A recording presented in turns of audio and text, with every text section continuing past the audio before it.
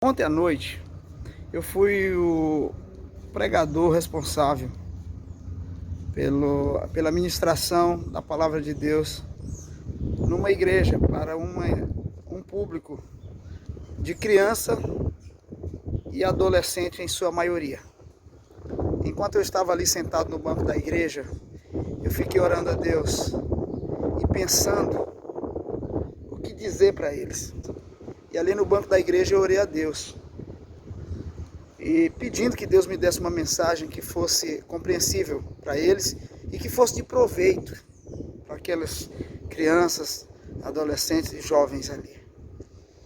E ali Deus falou meu coração e me deu uma mensagem que às vezes parece complexa e para algumas pessoas nem é levada a sério. Alguns crentes velhos, inclusive. Passei a mensagem ali de Atos capítulo 2, logo no início. Que é aquele momento em que os discípulos estão reunidos no cenáculo, orando. Jesus tinha subido ao céu e tinha pedido a eles que ficassem em Jerusalém, né? E a Bíblia ali diz que eles estavam unânimes em oração. Quando de repente um estrondo impetuoso, barulho muito grande, no meio deles desceu como línguas de fogo e pousou sobre cada um deles. E diz que eles ficaram cheios do Espírito Santo. E disse então que a partir dali eles falavam em outras línguas, segundo o Espírito lhes concedia que falassem. Veja bem, aquele fenômeno não era um fenômeno de línguas inaudíveis ou incompreensíveis. Era um fenômeno de língua que as pessoas podiam entender.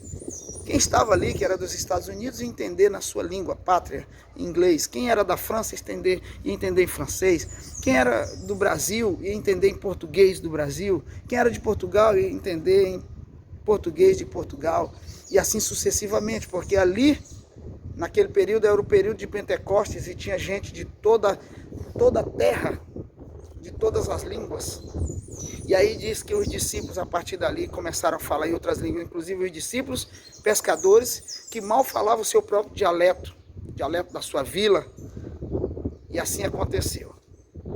A população dos discípulos, dos cristãos, cresciam, e chegou um momento que as viúvas estavam sendo desassistidas, elas não estavam sendo assistidas no repartir do pão. E a Bíblia diz que ali, a partir daquele momento, eles eram unânimes em oração, eles comungavam, eles compartilhavam do alimento, eles dividiam com quem não tinha, e no meio deles ninguém passava fome. Sabe por quê? Porque estavam cheios do Espírito Santo. Lembra? Lá no cenáculo, diz que eles ficaram cheios do Espírito Santo, quando as línguas de fogo descem. Então, e aí foram até os discípulos e diz que havia muita reclamação e os discípulos não podiam parar de pregar a palavra de Deus. Então, eles sugeriram, disse, olha, vão entre vocês, procurem 7 homens de boa reputação e cheios do Espírito Santo.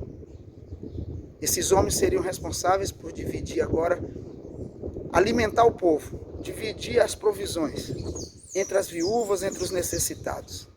E eu quero dizer para vocês que boa reputação não é o mesmo que estar cheio do Espírito Santo. Quando eles dizem, procurem 7 homens de boa reputação e cheios do Espírito Santo.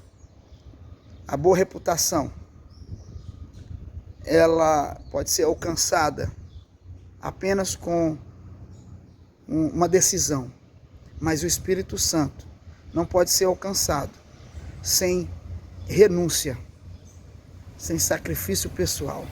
Cada um tem uma noção de boa reputação, mas ser cheio do Espírito Santo é uma decisão, mas mais que isso, ser cheio do Espírito Santo é a pessoa renunciar ao pecado, renunciar a sua vontade própria, ser cheio do Espírito Santo.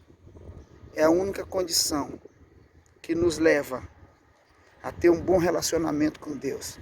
Porque o Espírito Santo é quem nos convence, o Espírito Santo é quem nos converte. Inclusive essa deve ser a nossa oração todos os dias, pela manhã. Senhor, vem me preencher com o Teu Espírito. Senhor, vem me batizar com o Teu Espírito. Que Deus lhe abençoe. Que essa venha a ser a sua oração, clamando sempre a Deus pelo batismo do Espírito Santo.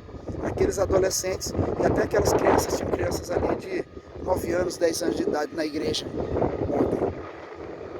E eu vou dizer para vocês, todos eles ali tomaram uma decisão no momento do apelo de serem crianças, homens e mulheres cheios do Espírito Santo. Que essa venha a ser a nossa decisão todos os dias. Esse é o meu desejo.